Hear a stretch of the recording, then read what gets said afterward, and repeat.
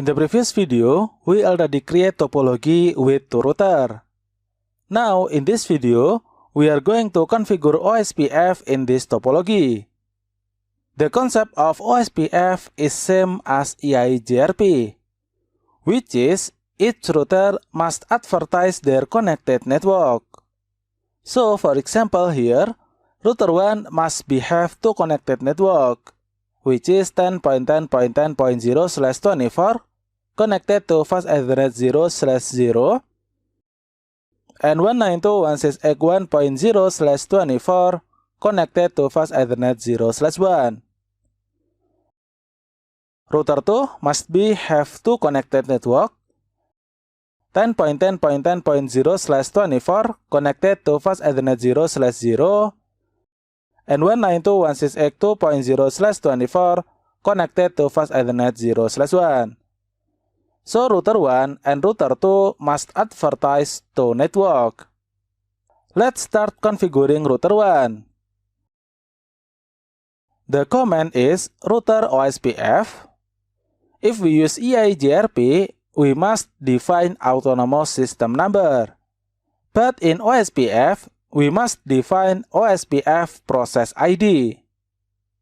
Here, let's exit first. And then router OSPF and question mark. Here we can see that we need to define OSPF process ID.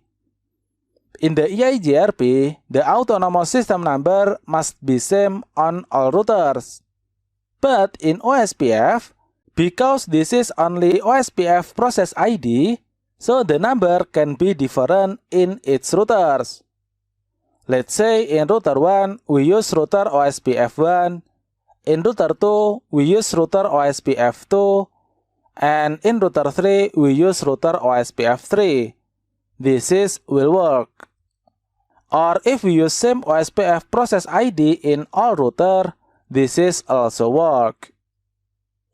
Okay, let's say here we use 1. Next, we need to advertise all of connected network. Let's advertise 10.10.10.0/24. So network 10.10.10.0. In the EIGRP, the command is just like this and we can enter. But in OSPF, we need to add some argument. Question mark. Here we need to define wildcard bits. What is wildcard bits? Wildcard bits is the reverse of subnet mask. We know that for prefix /24, the subnet mask is 255.255.255.0. And then to calculate wildcard bits, the formula is 255.255.255 minus by subnet mask. In this case, the prefix is /24, and the subnet mask for prefix /24 is 255.255.255.0. So here, 255 minus by 0 is 255. 255 minus by 255 is 0. 255 minus by 255 is 0. And 255 minus by 255 again is also 0. So, the wildcard bits for prefix /24 is 0.0.0.255. Okay, this is how we calculate wildcard bits.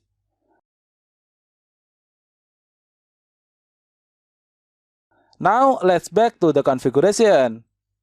So here, the wildcard bits is 0.0.0.255. And then question mark again. Here we need to define area. And then question mark, we must define the area number. For now, let's just use area 0. Okay, now we have done advertise network 10.10.10.0. Next, let's advertise the network that connected to PC1. So here, network 192.168.1.0, 0.0.0.255, area 0. Okay, now we have done configuring OSPF on router 1.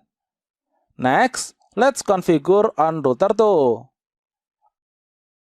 Enable, configure terminal, and then router OSPF.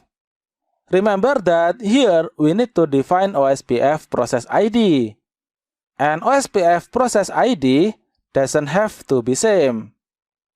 In the router 1, we use process ID 1. Let's say here we will use process ID 2. Next, let's advertise the network. Network 10.10.10.0 0.0.0.255 area 0. Next, let's advertise the network that connected to PC2. So network 192.168.2.0 0.0.0.255 area 0. Okay, now we have done configuring OSPF on router 1 and router 2. Let's verify it. Do show IP OSPF neighbor. Here we can see that now we have OSPF neighbor, and the status is full. This means that the OSPF is up. Let's also check the routing table. Do show IP route. Here we can see that from router 2, we have route to 192.168.1.0/24.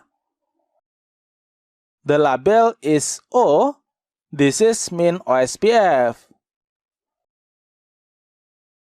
Let's also check on router 1. Do show IP route. Here we can see that router 1 also have a route to 192.168.2.0/24 and the label is O. So now PC1 and PC2 should be able to communicate each other. Let's try. Failed. Let's test again. And here success. Okay, so now we have done configuring dynamic routing OSPF.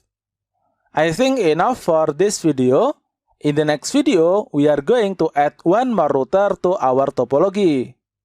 Thank you for watching and see you on the next video.